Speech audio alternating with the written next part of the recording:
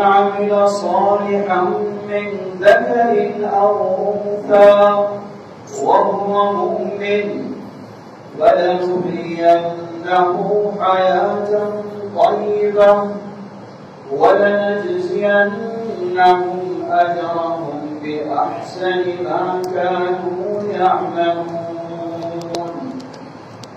আল্লাহ বলছেন মান আমিলা সালিহা মিন যাকারিন আও উনসা ওয়া হুয়া মুমিন, নারী হোক এবং পুরুষ হোক, মান আমিলা সালিহা, যে আমল সালেহ করবে, শর্ত ওয়া হুয়া মুমিন, ঈমান অবস্থায়, ঈমান আনেনি।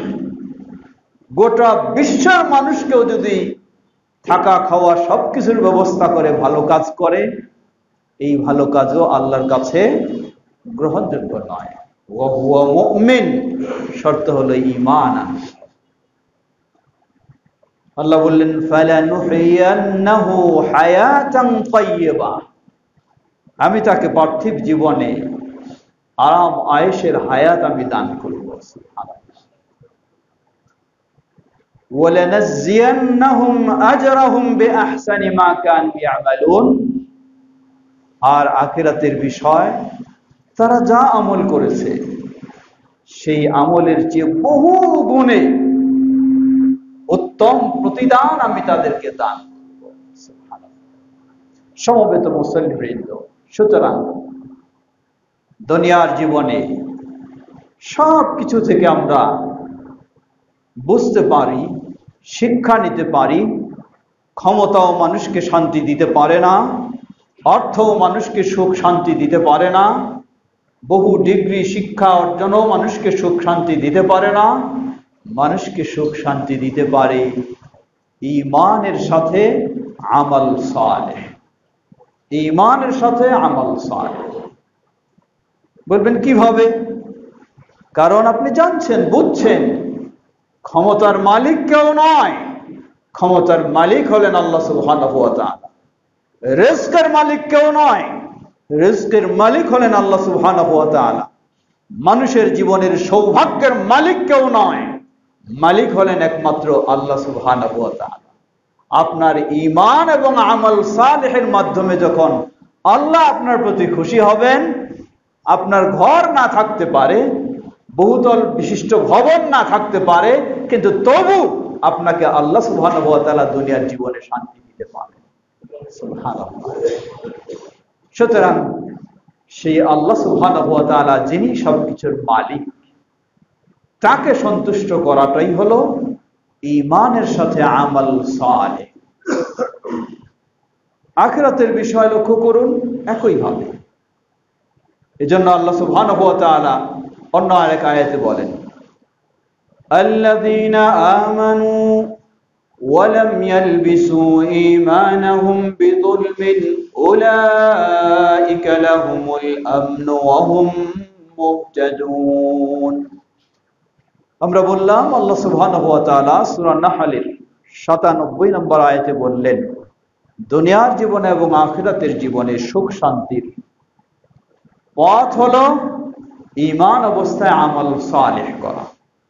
আমল সালেহ কি জিনিস? কাকে আমল সালেহ বলা? আপনার পীর সাহেব একটাকে আমল সালেহ বলে ব্যাখ্যা দিয়ে দিবেন, এটাই কি আমল সালেহ? না, আমল সালেহ কোনটা? জবাব, আমল সালেহ এর জন্য দুটি শর্ত। ঈমান অবস্থায় আমল সালেহ করতে হলে সেই আমল সালেহ এর জন্য দুটি শর্ত। প্রথম শর্ত হলো এই আমল হতে হবে শিরক মুক্ত, এই আমল হতে হবে শিরক মুক্ত।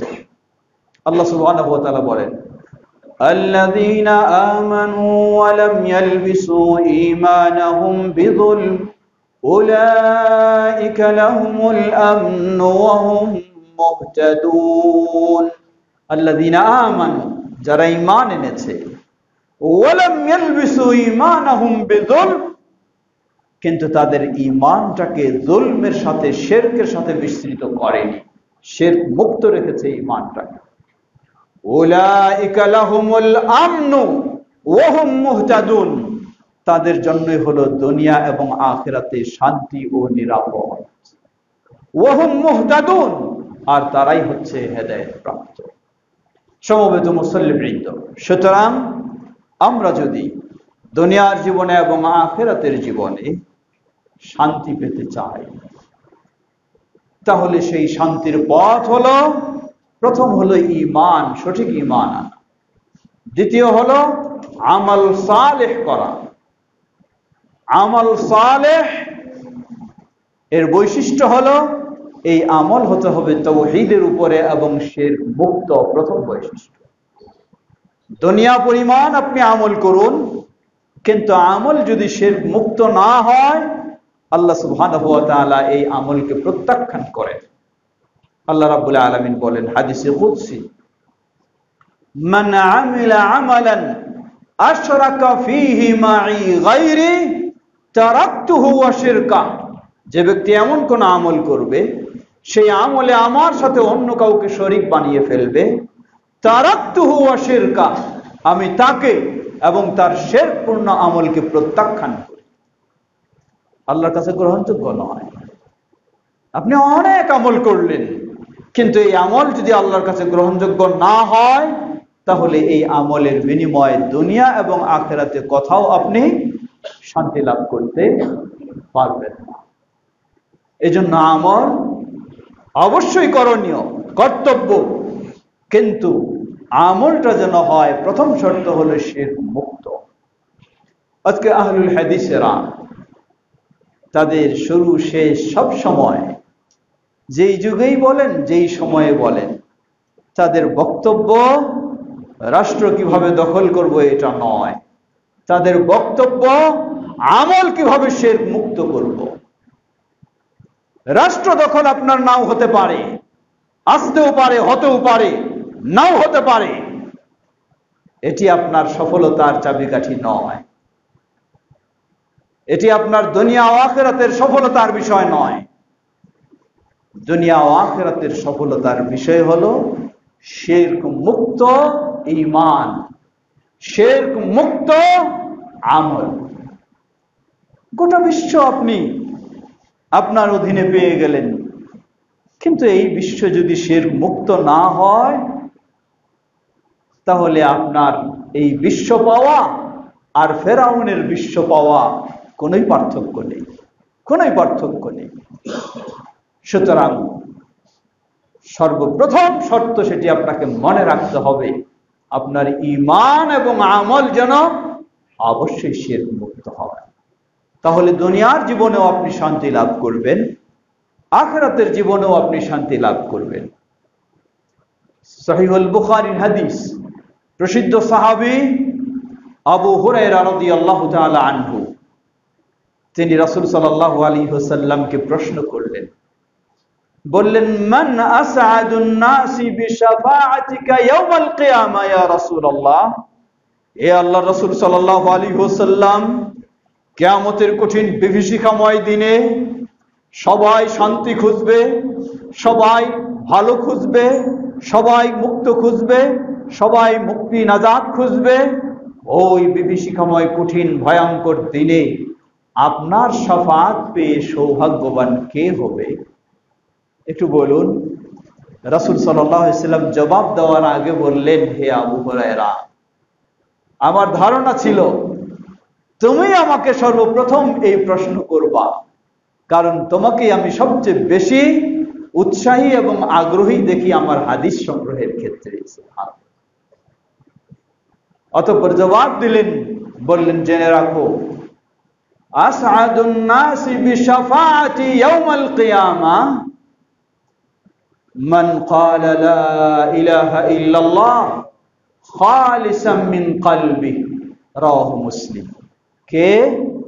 দুনিয়ায় সম্পদের মালিক যে সে, দুনিয়ায় ক্ষমতার মালিক যে সে, দুনিয়ায় বহু শিক্ষিত যে সে, দুনিয়ায় বহু অনেক সুস্থ সুন্দর যে সে না। মান ক্বালা লা ইলাহা ইল্লাল্লাহ খালিসাম মিন কলবি, ওই ব্যক্তি কিয়ামতের কঠিন বিভীষিকাময় দিনে মুহাম্মদ সাল্লাল্লাহু আলাইহি ওয়াসাল্লামের সুপারিশ পেয়ে সৌভাগ্যবান হবেন। যে বলে লা ইলাহা ইল্লাল্লাহ খালিসাম মিন কলবি, তার শিরক মুক্ত হৃদয় থেকে যে লা ইলাহা ইল্লাল্লাহ বলে, ওই ব্যক্তি কিয়ামতের কঠিন বিভীষিকাময় দিনে নবী মুহাম্মদ সাল্লাল্লাহু আলাইহি ওয়াসাল্লামের শাফাআত পেয়ে সৌভাগ্যবান হবেন। সুবহানাল্লাহ। আল্লাহ আমাদেরকে তাদের মধ্যে কবুল করে নিন। সমবেত মুসল্লিবৃন্দ, হয়তো পারে কারো মনে প্রশ্ন জাগতে পারে, নবী সাল্লাল্লাহু আলাইহি ওয়াসাল্লামের শাফাআত ছাড়া কি কিয়ামতের দিনে সৌভাগ্য পাওয়া যাবে না? জবাব না। নবী মুহাম্মদ সাল্লাল্লাহু আলাইহি ওয়াসাল্লামের শাফাআত ছাড়া কিয়ামতের দিনেও কোনো সৌভাগ্য পাওয়ার সুযোগ নেই, কোনো জান্নাত পাওয়ার সুযোগ নেই।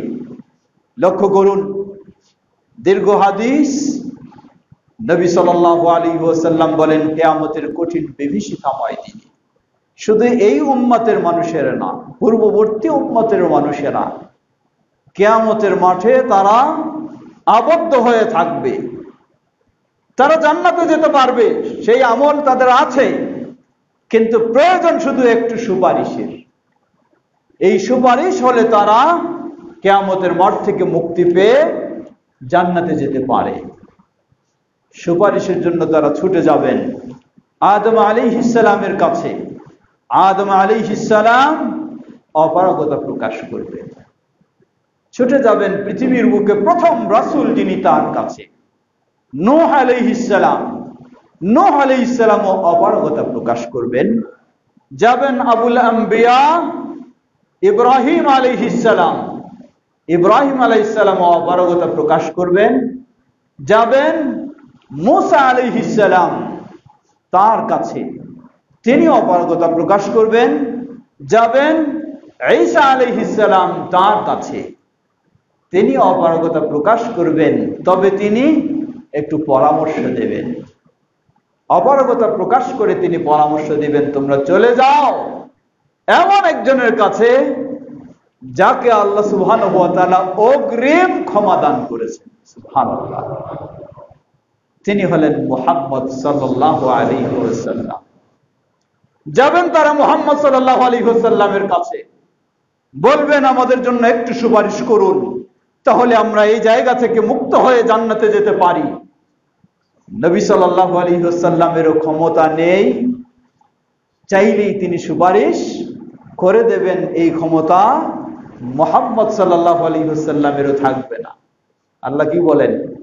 মান যাল্লাযী ইয়াশফাউ ইনদাহু ইল্লা বিইযনিহি, কার ক্ষমতা রয়েছে আল্লাহর অনুমতি ছাড়া আল্লাহর কাছে সুপারিশ দায়ের করবে?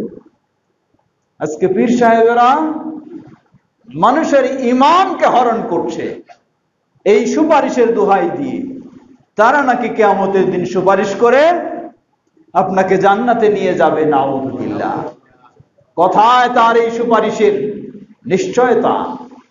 শিরকের সমুদ্রে হাবুডুবু খায় আর বলে সুপারিশ করে নিয়ে যাবে। নিজেই তো সুপারিশ পাওয়ার যোগ্য নয়, অন্যের সুপারিশ করা তো দূরের কথা। নবী সাল্লাল্লাহু আলাইহি ওয়াসাল্লাম বলেন, এমন কোন ব্যক্তি নেই কিয়ামতের দিনে মুহাম্মদ সাল্লাল্লাহু আলাইহি ওয়াসাল্লামের সুপারিশ ছাড়া জান্নাতে চলে যাবে। এটাকে বলা হয় শাফাআতে উযমা, সবচেয়ে মহা শাফাআত, মহা সুপারিশ।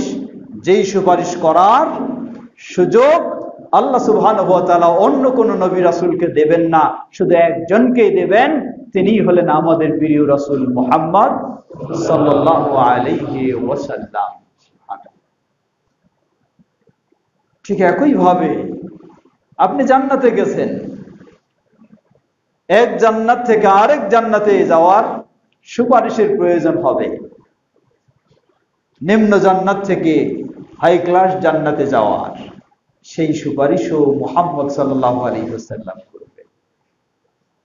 সমবেত মুসল্লিবৃন্দ, এজন্যই আল্লাহ রাসূল সাল্লাল্লাহু আলাইহি ওয়াসাল্লাম বললেন, আসআদুন নাসি বিশাফাআতি ইয়াউমাল কিয়ামাহ, কিয়ামতের কঠিন বিভীষিকাময় দিনে আমার সুপারিশ পেয়ে সৌভাগ্যবান হবে তারা মান ক্বালা লা ইলাহা ইল্লাল্লাহ খালিসাম মিন কলবি, যে বলে লা ইলাহা ইল্লাল্লাহ কোন হৃদয় থেকে? যেই হৃদয়ে কোনো শিরক নেই, শিরক মুক্ত হৃদয়। অন্য আরেক হাদিসে স্পষ্ট এসেছে ওই মহান সুপারিশের কথা। তিনি বলেছেন, শাফাআতি হিয়া লিমান লা ইউশরিক বিল্লাহি শাইআ, ওই মহান সুপারিশ যেটি মুহাম্মদ সাল্লাল্লাহু আলাইহি সাল্লাম করার সুযোগ লাভ করবেন, এই সুপারিশ শুধু তাদের জন্য, লিমান লা ইউশরিক বিল্লাহি শাইআ, যে আল্লাহর সাথে কখনো শিরকে লিপ্ত হয় না। এই ফেন কি দেওয়া যায়? সমবেত মুসল্লিবৃন্দ, সুতরাং দুনিয়া এবং আখিরাতের সৌভাগ্য, দুনিয়া ও আখিরাতের শান্তি পেতে হলে প্রথম হলো ঈমান অবস্থায় শিরক মুক্ত আমল চাই। শিরক মুক্ত আমল, শিরক মুক্ত আমল এর ভয়াবহ, একদিকে শিরক যুক্ত হলে তার ভয়াবহতা সে সম্পর্কে আমরা জানি। আপনি অনেক আমল করলেন, অনেক আমল করেছেন, কিন্তু একটি আমলের ক্ষেত্রে আপনি গুরুত্ব দিলেন না, ভাবলেন জীবনের সব আমলেই তো শিরক মুক্ত করেছি, একটাতে শিরক হয়ে যাক, তাতে আর অসুবিধা কোথায়, সবগুলি তো আছে আমার শিরক মুক্ত। আল্লাহু আকবার। আল্লাহ সুবহানাহু ওয়া তাআলা কি বলেন? আল্লাহ বলেন, ওয়ালাউ আশরাকু লাহাবিতা আনহুম মা কানু ইয়ামালুন। জীবনে গোটা জীবনটা শিরক মুক্ত আমল করেছে, ভালো আমল করেছে, কিন্তু একবার গিয়ে সেই সাহসে যে গোটা জীবনটাই তো আমার শিরক মুক্ত ছিল, একটা শিরক হোক না, অসুবিধা কোথায়? লা হাওলা ওয়ালা কুওয়াতা ইল্লা বিল্লাহ। আল্লাহ বলছেন, ওয়ালাউ আশরাকু লাহাবিতা আনহুম মা কানু ইয়ামালুন। দীর্ঘ 50-60 বছর ধরে আপনি আল্লাহর ইবাদত করেছেন শিরক মুক্ত হয়ে, ভালোভাবে ইবাদত করেছেন, অতঃপর যে কোনো এক সুযোগে, যে কোনো এক সময়ে আপনি স্বেচ্ছায় শিরকে আপনি লিপ্ত হয়েছেন। আল্লাহ বললেন, এর কারণে অতীত জীবনের সব আমল আল্লাহ রাব্বুল আলামিন বরবাদ করে দেবেন। অতীত জীবনের সব আমল যতই আপনি শিরক মুক্ত করেন। সমবেত মুসলিমবৃন্দ, এজন্য একজন মুসলিম সাধ্যপক্ষে তার জীবনের সকল ক্ষেত্রে তাকে অবশ্যই চেষ্টা করতে হবে যেন সে শিরক মুক্ত আমল করতে পারে। আমল কম হতে পারে ফরজ ব্যতীত, ফরজ তো ফরজেই যা আছে সে পরিমাণে আপনাকে করতে হবে, কিন্তু ফরজ ব্যতীত অন্যের ক্ষেত্রে কম হতে পারে, কিন্তু কখনো যেন শিরক যুক্ত আমল না হয়, হতে হবে সর্বদাই শিরক মুক্ত। আল্লাহ সুবহানাহু ওয়া তাআলা শিরক মুক্ত আমলের মধ্য দিয়ে দুনিয়ার জীবনে এবং আখিরাতের জীবনে শান্তি লাভ করার তৌফিক দান করুন। ওয়া আখিরু দাওয়ানা আলহামদুলিল্লাহি রাব্বিল আলামিন। সাল্লাল্লাহু আলাইহি ওয়া সাল্লাম।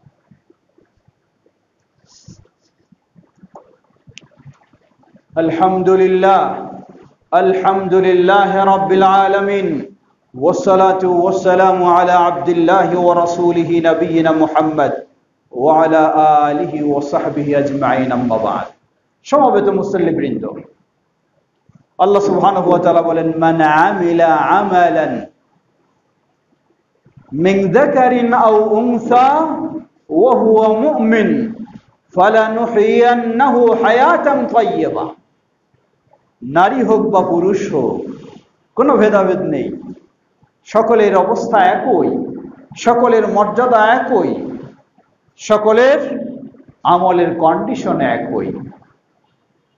প্রথম হলো ঈমান। এই ঈমানের সাথে আমল সালেহ। আমল সালেহের প্রথম বৈশিষ্ট্য হলো তাওহীদ অনুযায়ী আমল হওয়া এবং শিরক মুক্ত হওয়া। দ্বিতীয় বৈশিষ্ট্য, আল্লাহ রাসূল সাল্লাল্লাহু আলাইহি ওয়াসাল্লাম বলেন, মান আমিলা আমালান লাইসা ফীহি আমরুনা ফাহুয়া রাদ। যে এমন কোন আমল করবে যে আমলের ক্ষেত্রে আমাদের কোনো নিয়ম নীতি নির্দেশনা নেই, ফাহুয়া রাদ্দুন।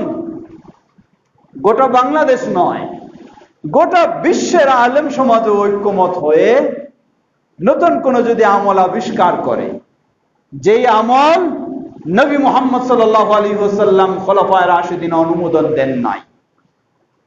কিন্তু এই উন্নত প্রযুক্তির যুগে গোটা বিশ্বের আলেমরা, কত নির্বোধ আলেম, তাদের চিন্তা দেখুন কি রকম। তারা বলেন যে আমরা তো অনেক যোগ্যতা অর্জন করেছি।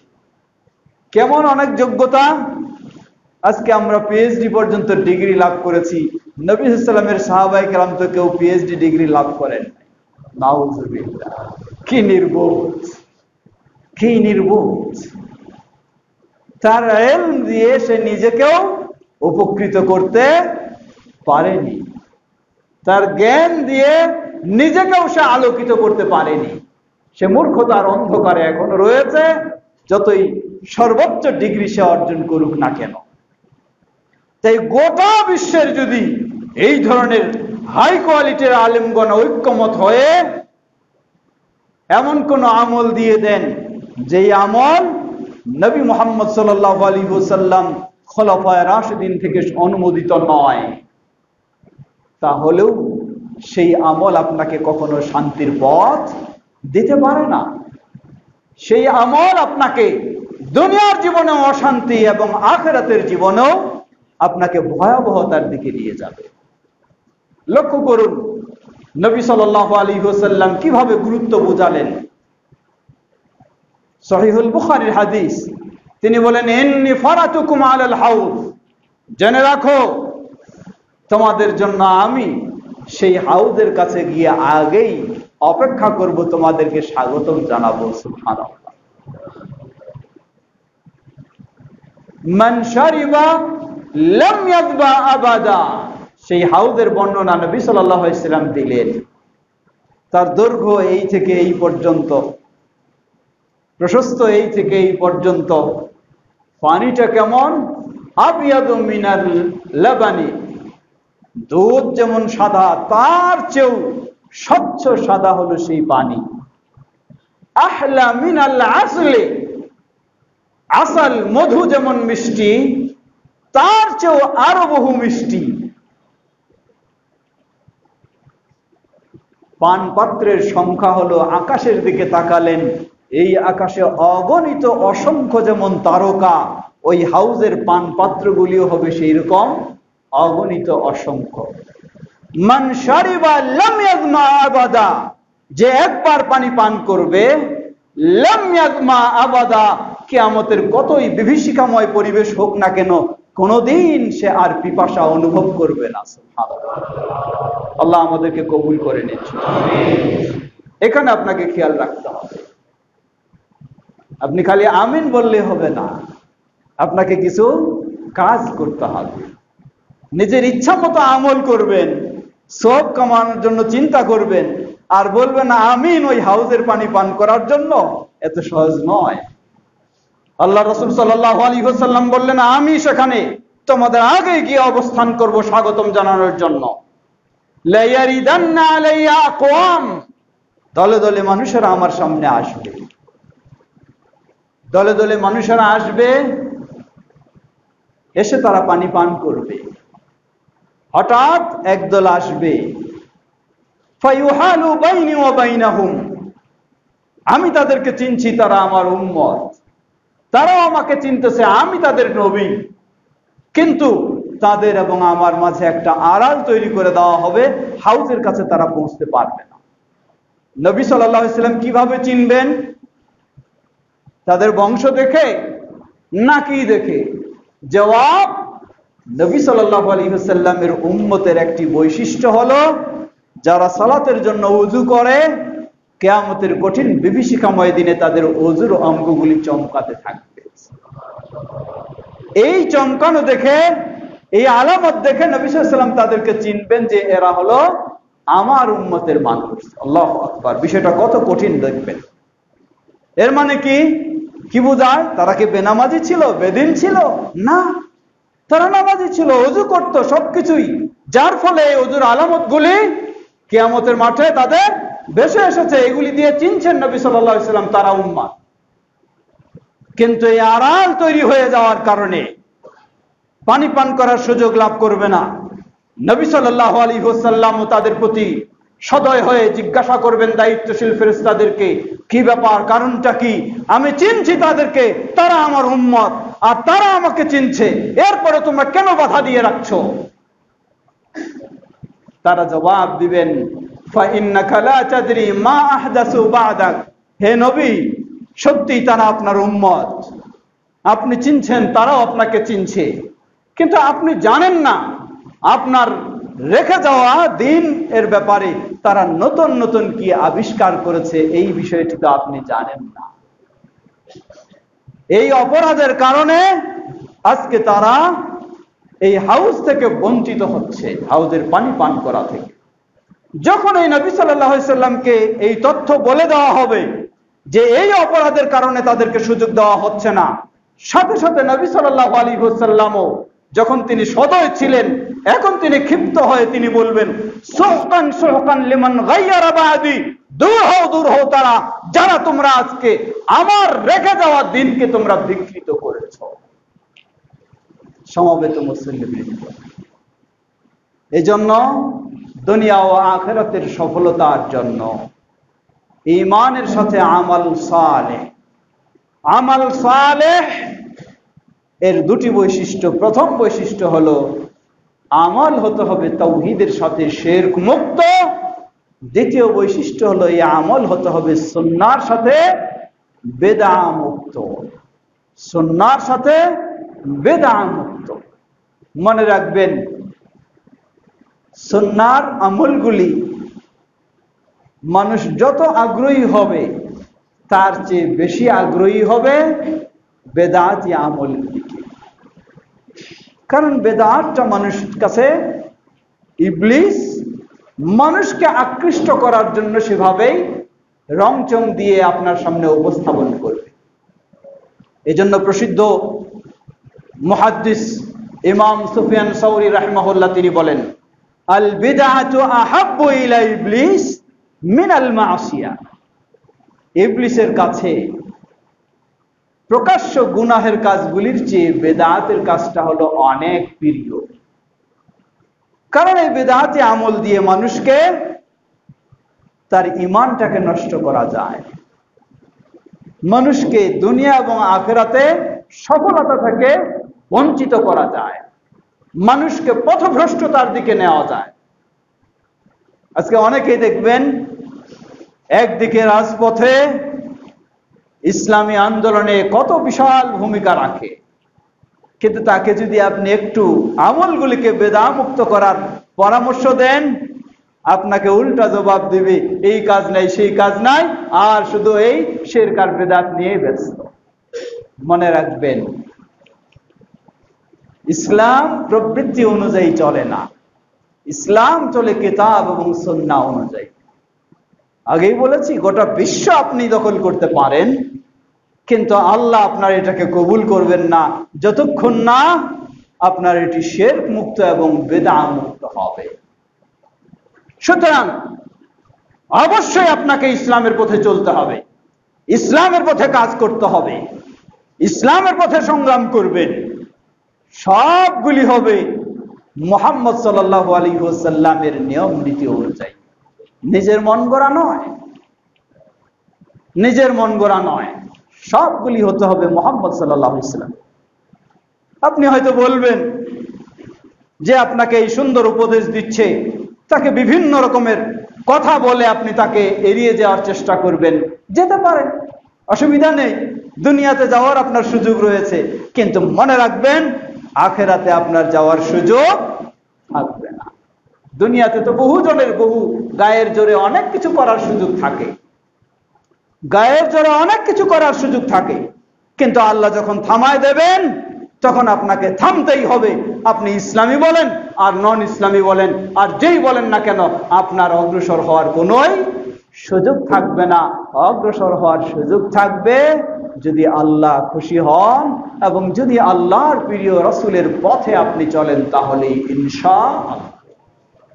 আল্লাহ রাসূল সাল্লাল্লাহু আলাইহি ওয়াসাল্লাম মানুষের অবস্থার বর্ণনা দিয়েছেন, বলেছেন, জেনে রাখো সমাজে এমনও মানুষ রয়েছে যেই মানুষ যদি কারো কাছে বিয়ের প্রস্তাব দেয়, তার প্রস্তাবকে কেউ গ্রহণ করবে না, প্রত্যাখ্যান করবে। কোনো বিষয়ে যদি সুপারিশ করে, তার সুপারিশ কেউ নেবে না, সুপারিশ কেউ প্রত্যাখ্যান করবে। কিন্তু আল্লাহ সুবহানাহু ওয়া তাআলার কাছে ওই ব্যক্তির এই গ্রহণযোগ্যতা রয়েছে। সুবহানাল্লাহ। আবার সমাজে হয়তো এমন যার সবটাই আপনি মেনে নিচ্ছেন, হতে পারে তার দাপটের কারণে, অথবা হতে পারে তার প্রাচুর্যতার কারণে, অথবা হতে পারে তার চিন্তা চেতনা বুদ্ধি কৌশলের কারণে, কিন্তু সীমারেখা অনুযায়ী যদি না হয়, কখনো সে আল্লাহর কাছে পার হবে না। আল্লাহর কাছে পার হওয়ার সুযোগ নেই। এই জন্য আল্লাহর কাছে পার হওয়ার সুযোগ হলো মান আমিলা সালিহাম মিন যাকারিন আও উনসা ওয়া হুয়া মুমিন ফালানুহিয়ান্নাহু হায়াতান তাইয়্যিবা। যে ব্যক্তি নারী হোক পুরুষ হোক ঈমানের সাথে আমল সালেহ করবে, সে ব্যক্তির এই হলো পার হওয়ার পর, সে ব্যক্তির জন্য মুক্তি। আল্লাহ আমাদের সকলকে সেই পথে অগ্রসর হওয়ার তৌফিক দান করুন। সমবেত মুসল্লিবৃন্দ, হয়তোবা আপনি প্রশ্ন করতে পারেন যে জীবনের ক্ষেত্রে এই দুটি বিষয়কে আমরা সব সময় কিভাবে অবলম্বন করব, কিভাবে মেনে চলার চেষ্টা করব, এজন্য কোন পন্থা, কোন পথ অবলম্বন করব? জবাব, এজন্য আপনাকে পথ পন্থা অবলম্বন করতে হবে। আল্লাহ রাসূল সাল্লাল্লাহু আলাইহি ওয়াসাল্লাম সেই 1400 বছর পূর্বে নির্দেশনা তিনি স্পষ্টভাবে দিয়েছেন।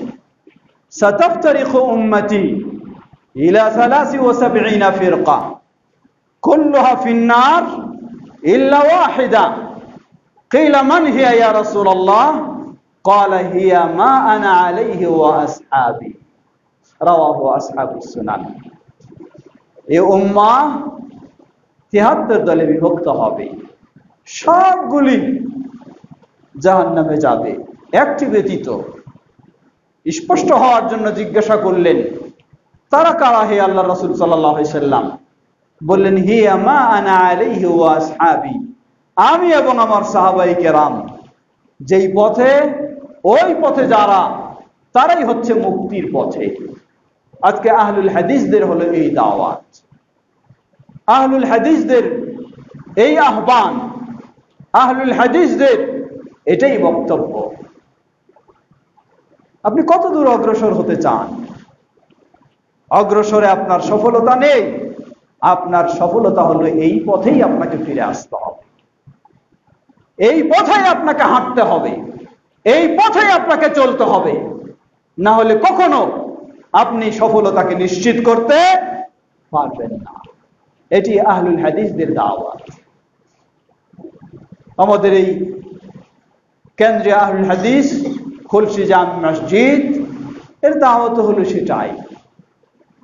বিষয়টি স্মরণ করে দিতে চাই, বাংলাদেশ জামিয়াতে আহলে হাদিস কোন রাজনৈতিক দল নয়, কোন রাজনৈতিক সংগঠন নয়।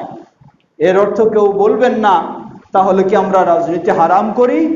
জবাব, রাজনীতি কি জিনিস, রাজনীতি কাকে বলে? যদি রাজনীতি এর অর্থ রাষ্ট্রনীতি হয়, তাহলে অবশ্যই ইসলামী শরীয়তে রাষ্ট্র রয়েছে, সেই রাষ্ট্রনীতি অবশ্যই আপনার থাকতে হবে। আর যদি রাজনীতি দ্বারা বোঝানো হয় প্রচলিত ক্ষমতা দখলের রাজনীতি, পাশ্চাত্যের চিন্তায় সেই রাজনীতি, তাহলে এই রাজনীতি কখনো ইসলাম স্বীকৃতি দিতে পারে না, এই পদ্ধতি কখনো ইসলাম গ্রহণ করতে পারে না, সমর্থন দিতে পারে না। এই প্রচলিত রাজনৈতিক কোন দল জামিয়াতে আহলে হাদিস নয়, না এই দল না সেই দল। হয়তো বলবেন তাহলে আপনাদের অমুকের সাথে সম্পর্ক বেশি। জবাব, আমাদের সম্পর্ক তার সাথেই হবে যার মাঝেই আমরা তাওহীদ এবং সুন্নাহ দেখব। তিনি যেই দলের হন, যেই জায়গার হন, যিনি তাওহীদ এবং সুন্নাহকে স্বাগতম জানাবেন, তার সাথে আমাদের সম্পর্ক, তার সাথে আমাদের ভালোবাসা। তাওহীদ এবং সুন্নাহকে যিনি স্বাগতম জানান না, তিনি যত বড়ই হন না কেন, যেই দলেই হন না কেন, যেই গ্রুপেরই হন না কেন, তার সাথে আমাদের সম্পর্ক হতে পারে না। এটি হলো ঈমানের মাপকাঠি। সুতরাং সেই সরকারের বা এই সরকারের যেখানেই বলুন, এমন কোন যদি ব্যক্তি হন যিনি তাওহীদ ও সুন্নাহকে ভালোবাসেন, নিজের জীবনেও সাধ্য অনুযায়ী আমল করার চেষ্টা করেন, অবশ্যই ইসলামের মাপকাঠির আলোকে আপনার তার সাথে ভালোবাসা থাকতে হবে, সম্পর্ক থাকবে। এটি নীতিমালা, এটি ইসলামের নীতিমালা, এটি মুহাম্মদ সাল্লাল্লাহু আলাইহি ওয়াসাল্লামের সুন্নাহর নীতিমালা, এটি সালাফি মানহাজের নীতিমালা। আল্লাহ আমাদের সকলকে সঠিক নীতিমালার উপরে প্রতিষ্ঠিত থাকার তৌফিক দান করুন। আমরা যেন তাওহীদের আলোকে, সুন্নাহর আলোকে, শিরক মুক্ত ও বিদআত মুক্ত আমলের মধ্য দিয়ে দুনিয়ার জীবন এবং আখিরাতের জীবনের শান্তির পথ বেছে নিতে পারি। আল্লাহ আমাদের সকলকে সে তৌফিক দান করুন।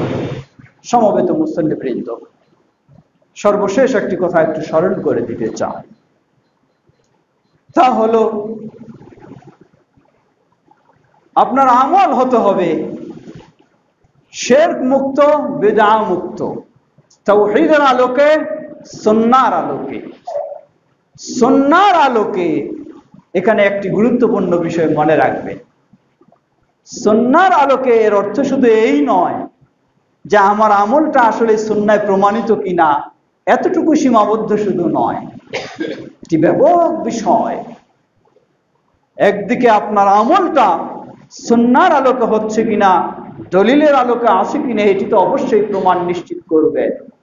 অপরদিকে সুন্নাহর শিক্ষা হলো ঐক্যবদ্ধ হয়ে থাকা, বেদার শিক্ষা হলো বিভক্ত হওয়া, বিচ্ছিন্ন হয়ে থাকা। তাই আপনি যদি সত্যি আহলুস সুন্নাহ হন, সুন্নাহর অনুসারী হন, তাহলে আপনার দায়িত্ব, কর্তব্য বিভেদ সৃষ্টি না করে ঐক্যবদ্ধ হয়ে চলার চেষ্টা করা উচিত। এটি হলো সুন্নাহর একটি অন্যতম দিক, সুন্নাহর একটি অন্যতম বৈশিষ্ট্য। উল্লেখযোগ্য আকীদার গ্রন্থগুলি পড়ে দেখবেন, সবগুলি একটি গুরুত্বপূর্ণ পয়েন্ট পাবেন, সেটি হলো আহলুস সুন্নাহর বৈশিষ্ট্য হলো তারা ঐক্যবদ্ধ হয়ে থাকে। আর আহলুল বেদার বৈশিষ্ট্য হলো তারা বিচ্ছিন্ন, বিভক্ত হয়ে থাকে। সুতরাং আমরা আহ্বান জানাবো, আপনার সাথে আমার মতের মিল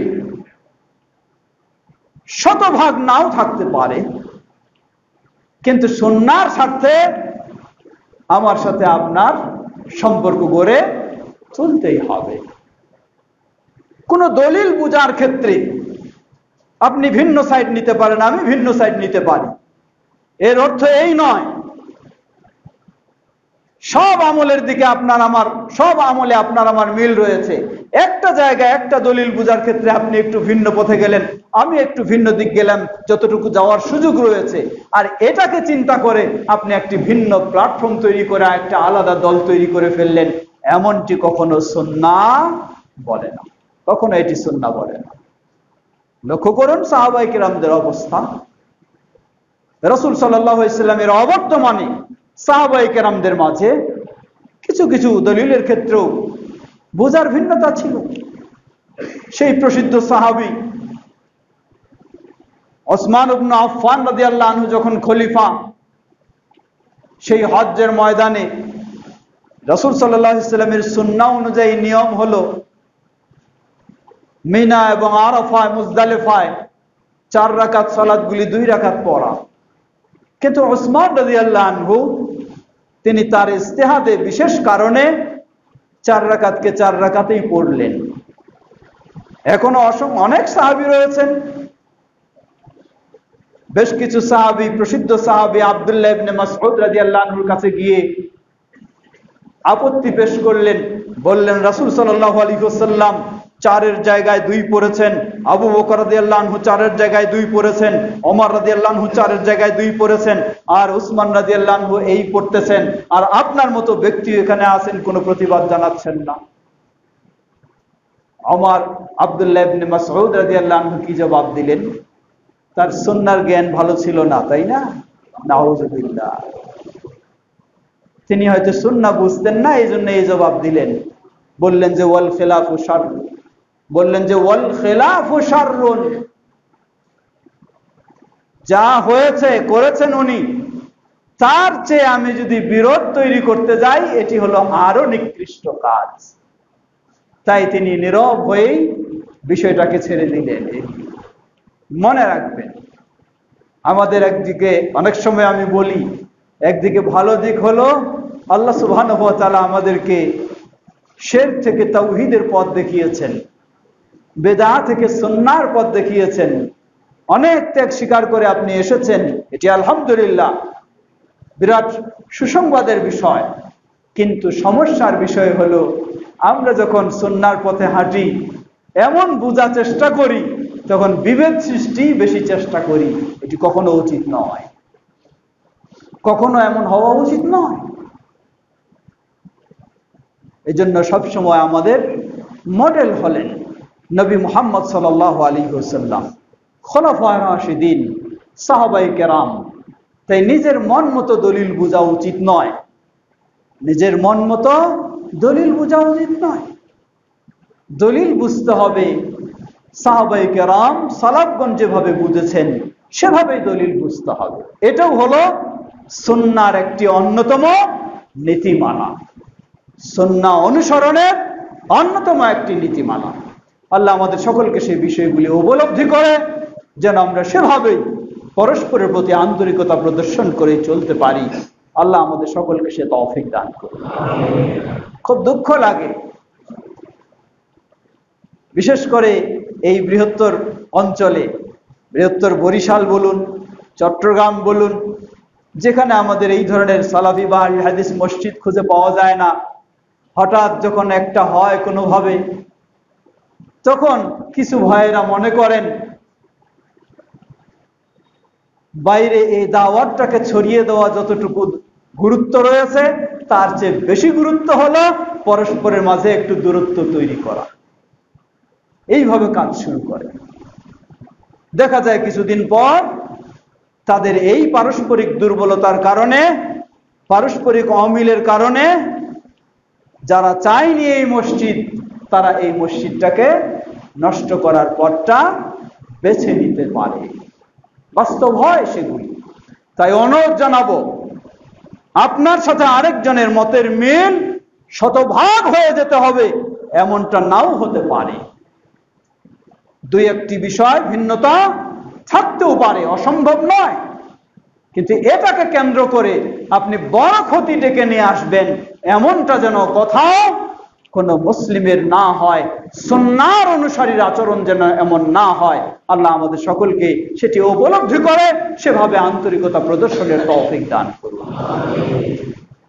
ইবাদাল্লাহ রাহিমাকুমুল্লাহ, আল্লাহুম্মা সাল্লি আলা মুহাম্মদ ওয়া আলা আলি মুহাম্মদ কামা সাল্লাইতা আলা ইব্রাহিম ওয়া আলা আলি ইব্রাহিম ইন্নাকা হামিদুম মাজিদ। আল্লাহুম্মা বারিক আলা মুহাম্মদ ওয়া আলা আলি মুহাম্মদ কামা বারাকতা আলা ইব্রাহিম ওয়া আলা আলি ইব্রাহিম ইন্নাকা হামিদুম মাজিদ। আল্লাহুম্মা রদি আনিল খুলাফায়ে আর-রাশিদিন ওয়া আন সাইরি আসহাবি নবিকাল কারীম। আল্লাহুম্মা আ'ইজিল ইসলাম ওয়াল মুসলিমিন ওয়াখযুলিল কাফারাতা ওয়াল মুশরিকিন ওয়া দাম্মির দিয়ারাহুম। হে আল্লাহ, আমাদের দেশ সহ পৃথিবীর সর্বত্র ইসলাম ও মুসলিমদেরকে সমুন্নত করুন। পৃথিবীর সর্বত্র মুসলিমদেরকে কোরআন ও সুন্নাহর আলোকে ইসলাম মেনে চলার তৌফিক দান করুন। বিশ্বব্যাপী নির্যাতিত মাজলুম মুসলিমদেরকে আল্লাহ হেফাজত করুন, তাদেরকে ঈমানের উপর ধৈর্য ধারণ করার তৌফিক দান করুন। ইসলাম বিরোধী শক্তিকে আল্লাহ, তাদের ষড়যন্ত্রে আল্লাহ তাদেরকে ধ্বংস করে দিন। সেই নির্যাতিত মাজলুম ফিলিস্তিনবাসীকে আল্লাহ হেফাজত করুন। সেই ঘাতক সন্ত্রাসী ইহুদি ও তাদের যারা সঙ্গী, তাদেরকে আল্লাহ, তাদের ষড়যন্ত্রে আল্লাহ তাদেরকে ধ্বংস করে দিন। মুসলিমদেরকে, আমাদের দেশেরও সর্বস্তরের মানুষকে ইসলামের পথে চলার তৌফিক দান করুন। এদেশেও ইসলামী পরিবেশ আল্লাহ আমাদের জন্য কবুল করে নিন। সে পথে আমাদের সকলকে চলার তৌফিক দান করুন। আমাদের মাঝে উপস্থিত অনুপস্থিত অনেকে অসুস্থ রয়েছে। আমার বাবাও দীর্ঘদিন যাবৎ খুবই অসুস্থ।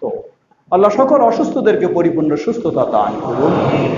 আজকে আমরা যে মসজিদে সুন্দরভাবে সালাত আদায় করছি, এই মসজিদের পিছনে যাদের অবদান রয়েছে তাদের কেউ বিদায় নিয়ে চলে গেছেন, কেউ বেঁচে রয়েছেন। আল্লাহ সকলকে তাদের পরিপূর্ণ জাযায়ে খায়ের দান করুন, তাদের এই অবদানকে আল্লাহ কবুল করে নিন। আমাদের কাছে এটি আমানত হিসাবে যেন আমরা ঐক্যবদ্ধ হয়ে সুন্দরভাবে এর পিছনে ভালো ভূমিকা রাখতে পারি। সকলে আল্লাহ আমাদের সবাইকে সে তৌফিক দান করুন। আমাদের মাঝে উপস্থিত অনুপস্থিত যারা বিপদগ্রস্ত, আল্লাহ সকলকে বিপদ থেকে মুক্তি দান করুন। অনেকে বাবা মা ভাই বোন প্রিয়জন বিদায় নিয়ে চলে গেছেন, আল্লাহ সেই মুসলিমদের ভুল ত্রুটি ক্ষমা করে তাদেরকে জান্নাতুল ফিরদাউস নসিব করুন। দেশের কল্যাণেও যারা ক্ষতিগ্রস্ত হয়েছেন বিদায় নিয়েছেন, আল্লাহ তাদের সেই মুসলিমদেরও ভুল ত্রুটি ক্ষমা করে জান্নাতুল ফিরদাউস নসিব করুন। আমরা যেন গোটা জীবন ঈমানের উপরে থেকে ঈমানের সাথে আমাদের বিদায় হয়, আল্লাহ আমাদের জন্য সেটি কবুল করে নিন। আমাদের স্নেহের সন্তানদেরকে যেন ইসলামের আলোকে গড়ে তুলতে পারি, আল্লাহ আমাদের সে তৌফিক দান করুন। আমাদের এখানে রয়েছে যেমনইভাবে মসজিদ, তেমনইভাবে মাদ্রাসা খায়রুল উম্মাহ, এটি আপনাদের এই প্রতিষ্ঠান, এই এলাকার এই প্রতিষ্ঠান। সুতরাং এটিকে সার্বিকভাবে সুন্দর করতে সহযোগিতায় যেন আমরা ভূমিকা রাখতে পারি, আল্লাহ আমাদের সকলকে সে তৌফিক দান করুন। সুবহানাকাল্লাহুম্মা ওয়া বিহামদিকা আশহাদু আল্লা ইলাহা ইল্লা আনতা আস্তাগফিরুকা ওয়া আতুবু ইলাইক। কাতার সোজা করে নিন।